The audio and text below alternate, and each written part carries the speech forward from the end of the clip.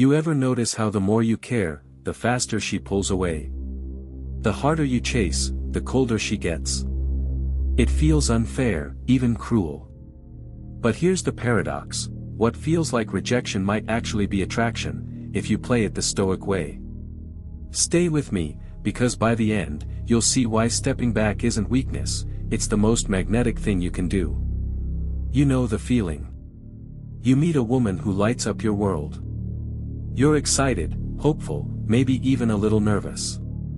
So you do what you think you're supposed to do, you pour everything into her. You text her good morning the second your eyes open. You text her good night before you close them. In between, you're checking your phone, making sure she never has a moment to wonder if you care. Because you do.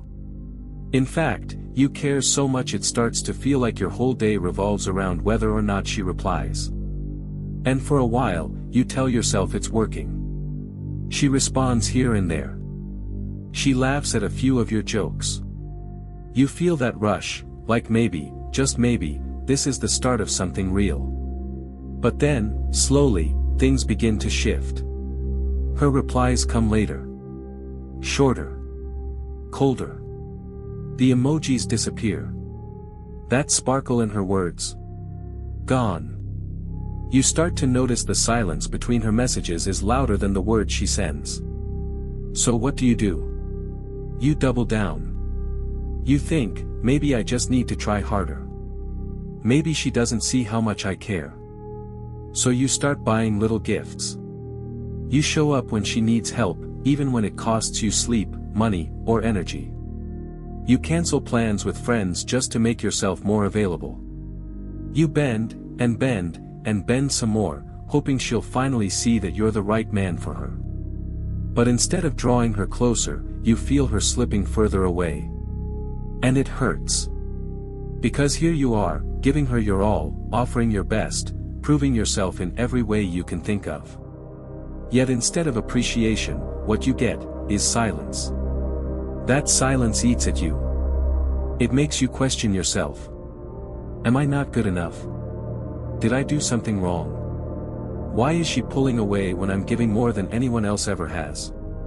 And the cruelest part? The more you give, the less she seems to want. It's like pouring water into a bucket with a hole at the bottom. No matter how much you try to fill it, it never holds. The harder you work, the emptier it feels. This is the trap so many men fall into. It feels logical: if you show her how much she means to you, she'll feel compelled to choose you. But in reality, the opposite happens.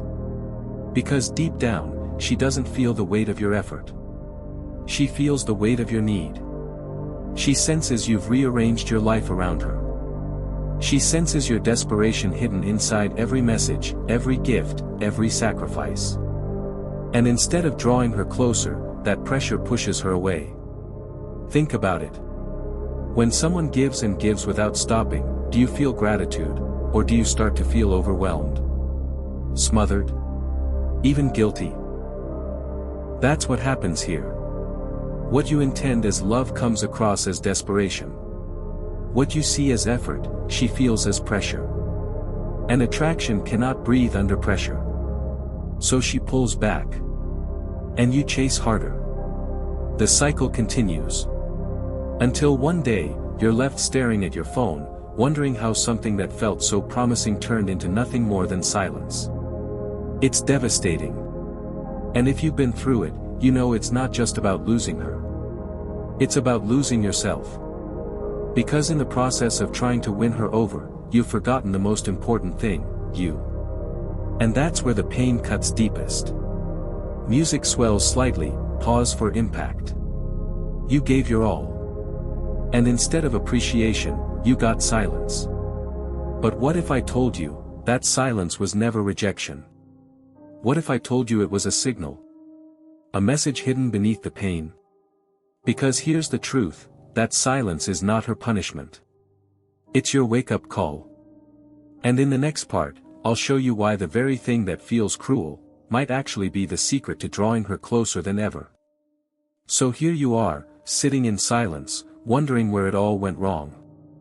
But the truth is, it didn't go wrong. It went exactly the way nature designed it to. And this is where the wisdom of Stoicism changes everything. Epictetus once said, "We cannot choose our external circumstances, but we can always choose how we respond to them." Read that again, because this isn't just philosophy. It's the key to attraction. You see, the moment you begin chasing her approval, you've already lost the only thing you truly control, yourself. You hand over your peace, your time, your energy, all in hopes of gaining her attention. And whether you realize it or not, she can feel that shift. She doesn't see your gifts as love. She sees them as proof. Proof that you're trying to buy her affection because, deep down, you don't believe you already deserve it. That's why she pulls away. Not because she hates you, not because she's cruel, but because on a subconscious level, she feels the weight of your need. And need repels attraction. Now here's the paradox: when you step back, when you stop trying to control how she feels and instead control how you show up, everything changes. Suddenly, you're no longer the man chasing her. You're the man living by principle. The man who values his peace above her approval. The man who knows his worth whether she validates it or not. And that is magnetic. Think of it like this. Imagine two fires. One burns desperately, consuming everything around it until nothing is left. The other burns steadily, calmly, giving warmth without asking for anything in return. Which fire would you want to be near? That's the Stoic principle at work. When you anchor yourself in self-control instead of desperation, women feel safe around you. They feel drawn to your steadiness. They feel respect where once there was only pressure. But here's the wild part: it feels cruel at first. Because everything in you screams, chase her. Show her more. Prove your love. And Stoicism says, no. Do less. Be still. Let her come to you. And that feels unnatural. It feels harsh. It feels almost wrong. But it works. Because attraction isn't about convincing her. It's about showing up as a man who doesn't need to convince. A man who is whole without her. A man who is unmoved by her silence, because his value isn't defined by her response. Marcus Aurelius wrote, "If you are distressed by anything external, the pain is not due to the thing itself, but to your estimate of it." That's what this principle is about. Her silence doesn't hurt because of the silence itself, it hurts because you tell yourself it means you failed. But in reality, it's just feedback. It's the signal that neediness is pushing her away, and self-control is what draws her back. So here's the shift. Stop chasing. Stop rearranging your life for her. Stop flooding her with messages she doesn't answer. Instead, focus on what you can control, yourself. Live your life. Build your body. Sharpen your mind. Strengthen your circle. Guard your peace. Because when you do, something incredible happens. She notices. She feels the difference. She starts to wonder why you're no longer at her beck and call. And that curiosity, that shift in energy, is where attraction is born. It's not about punishment. It's not about cruelty. It's about clarity. The clarity that your life is yours to live, and anyone who wants to share it must meet you there. And once you embrace that, you'll see why what feels cruel is actually the most powerful form of love. That's the Stoic principle: control yourself, not her. And when you live it, you won't just attract her, you'll attract respect, peace, and power everywhere you go. But there's a twist, and it will flip everything you think you know about attraction. Stay with me. Here's the twist you didn't see coming.